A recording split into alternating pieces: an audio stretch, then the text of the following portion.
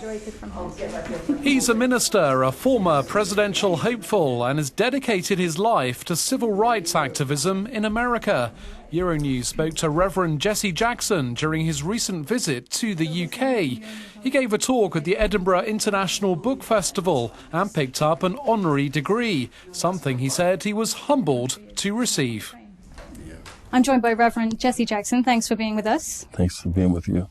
Civil rights leader, clergyman, journalist, and citizen of the world. These are just some titles that have been attributed to you. You've also been known for delving into foreign policy issues, and you've recently met with WikiLeaks founder Julian Assange. What did you hope to achieve by this meeting? I wanted to hear him out and read much of his works. And there was a huge body of Americans and British citizens, among others, protesting the war in Iraq, and somewhere along the way, the exposure of the schemes involved has been quite embarrassing.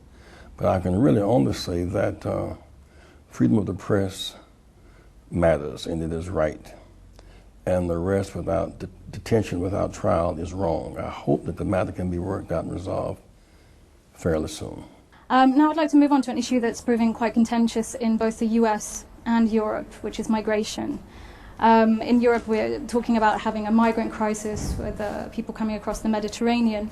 In the US, President Obama was trying to introduce a sort of amnesty for about 5 million migrants in the US. This has been roadblocked. Do you think there's anything that Europe and the US can look at in terms of migration, how to deal with this issue? Well, Europe and the US are the have nations. In part, much of their have comes from the resources from the have-not nations. And then you have this huge gap, wealth gap and income gap and education gap and resource gap.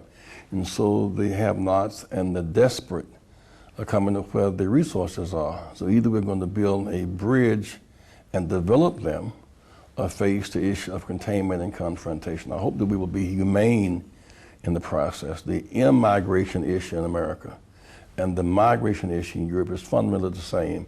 But it grows out of this gap. People are not leaving home by being great numbers because they want to. They're hungry, and their human rights ought to be affirmed. Moving on to more foreign policy issues, you've been well known for going to Cuba in the past, and now we're seeing the Stars and Stripes raised over the US Embassy in Havana. How does that make you feel? How does that news make you feel? It makes me feel good. It's so much the right thing to do. There's such a fascination with Cuba because in 1959, face it, African Americans and Latino Americans in America could not vote, had no basic human rights. Almost all of Latin America was under occupation. Africa, from really Ghana down to South Africa, was under occupation of some form of colonialism. And all those nations found hope in Cuba's survival. And so we've come full circle now to affirm the American-Cuban relationship, and it's a good thing. I hope that the multilateral deal with Iran will be successful and will be confirmed. And I hope that Venezuela will be next. We must, in fact, choose peace over war. It's right and it's less expensive than war. Now, I'm glad you mentioned human rights, because this is one of the contentious issues still with opening up the relationship between the US and Cuba. There are some people who are not happy with the human rights situation in Cuba. How do you respond to that? There's some not satisfied with the human rights issue in America. After all, we're 5% of the world's population and 25% of the world's prison population. We have our own human rights challenges, and I'm sure that now that we are communicating, we can work on those issues together. But we are in no position to impose a standard on Cuba that does not apply to ourselves. Now, all of these things are being dealt with in America under President Obama's administration. Do you think he's speeding up a little bit some of the issues he could have dealt with previously? I think there's an element of fear about the Cuba reconnection. And if he had done this 5 years ago, he may not have been reelected. But now people say, well, it's time, and it's the thing to do.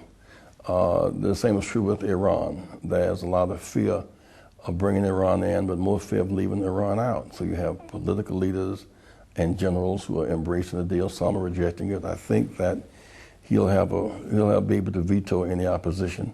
So to bring Iran back into a more formidable trade relationship, to bring Cuba back into a trade relationship, to next move toward Venezuela. I say Venezuela because it's in our own hemisphere. We must have peace in that hemisphere. You mentioned Venezuela, but there's also issues around the government in Venezuela, protests, violent protests that were put down, the crackdown on.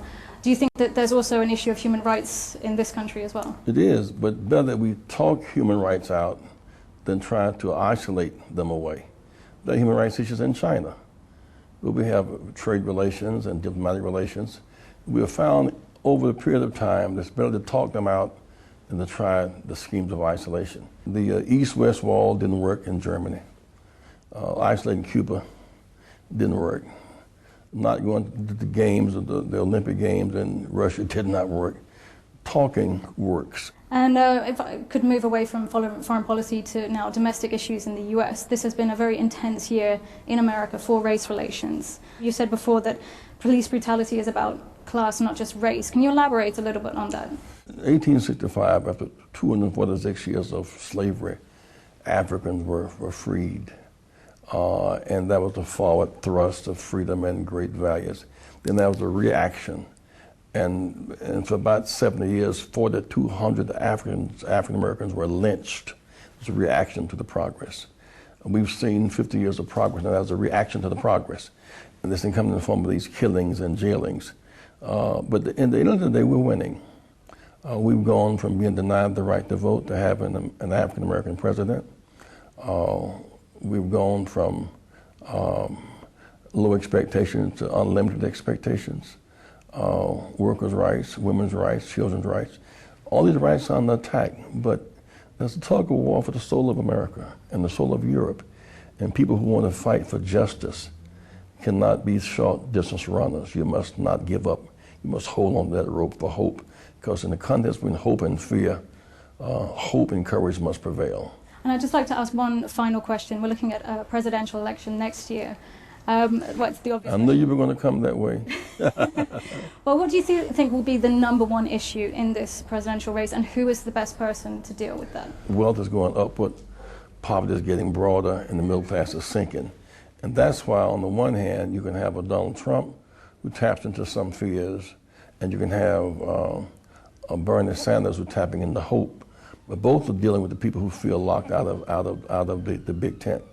We cannot rest until there is a commitment to a one big tent America where all are in and none are out.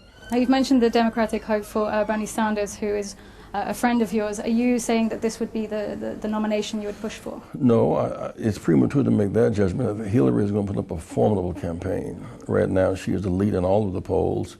She has paid her dues. She has all the requisite qualifications to become the next president. And so far, she's winning. Reverend Jackson, thank you very much for your time. Thank you.